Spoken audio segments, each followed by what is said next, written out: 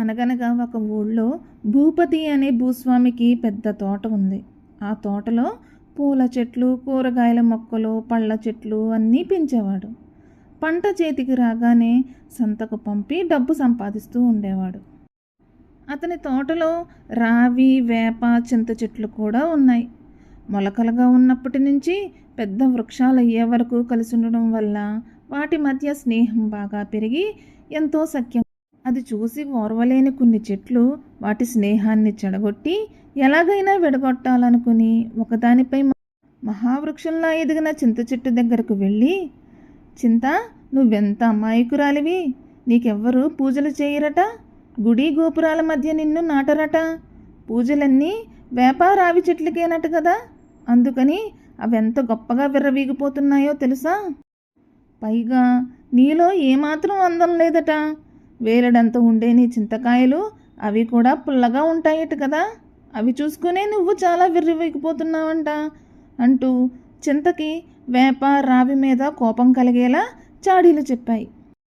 పాపం చింత చెట్టు ఇదంతా నిజమేననుకుని, ఏమిటి, నాతో స్నేహంగా నటిస్తూ నా వెనక ఎలా మాట్లాడుతున్నారన్నమాట అని కోపగించుకుని వేప రావి చెట్లతో మాట్లాడటం మానేసింది. తర్వాత పూల చెట్లు వేప దగ్గరకు వెళ్ళి, వేప, రావి, చింత కలిసి నీ గురించి ఏమన్నాయో తెలుసా, నువ్వు పరమ చేదుగా ఉంటావని నిన్ను ఎవరు ఇష్టపడరట, ఏదో అప్పుడప్పుడు నీ కొమ్మలు విరిచి గుమ్మానికి వేలాడదీస్తారు మనుషులు, గుళ్ళో ఉంటే రావితో పాటు కలిపి పూజలు చేస్తారు కానీ అంతకు మించి నిన్నేమీ పట్టించుకోరట, నీ గింజలు నోట్లో పెట్టుకోలేనంత చేదుగా ఉంటాయట కదా, నిన్ను చూసి చింత, రావి చాలా విక్రించారు అని అన్నాయి.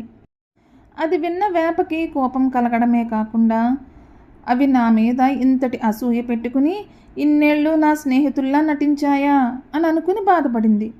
అది చూసిన పూల చెట్లు సంతోషిస్తూ రావి చెట్టు దగ్గరికి వెళ్ళాయి. రావి, నువ్వంటే చింతకి వేపకి ఎంత అసూయో తెలుసా, దేవాలయాలన్నింటిలోనూ నీకే పూజలు ఎక్కువ జరుగుతాయని, నిన్ను పూజిస్తే పిల్లలు పుడతారని మనుషుల నమ్మకమని, నువ్వు సాక్షాత్తు శ్రీమన్నారాయణమూర్తివని జనమంతా అనుకుంటారని నీకు చాలా గర్వమట అంటూ చాడీలు. అవునా, వాళ్ళు నా గురించి అలా అన్నారా, ఎంత నంగనాచులు, నా ముందర ఎంతో స్నేహం నటిస్తూ నా వెనకాల ఇలా అనుకుంటున్నారన్నమాట అంటూ కోపం తెచ్చుకుంది రావి.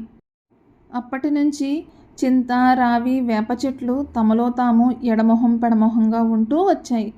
ఇతర చెట్లన్నీ ఏమైందబ్బా, ఎందుకిలా విడిపోయారు వీళ్ళు అని అనుకోసాగాయి.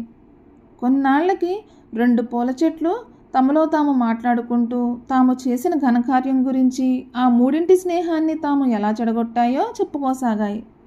అవి అలా మాట్లాడుకుంటుండగా విన్న రావి చెట్టు వెంటనే వెళ్ళి వేప, చింత చెట్లను కలిసి, వేప, మనం స్నేహంగా ఉండడం చూసి ఓర్వలేక అసూయతో మిగతా చెట్లన్నీ మనలో ఒకరి మీద ఒకరికి చెడుగా చెప్పి మన స్నేహాన్ని చెడగొట్టాయి.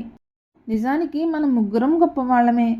ప్రతి శుభకార్యంలో నీ ఆకుల తోరణం కడతారు, నీ చేదు గింజలే ఎన్నో ఔషధాల్లో ఉపయోగిస్తారు, నువ్వు సాక్షాత్తు అమ్మవారి స్వరూపమని పూజలు చేస్తారు కదా.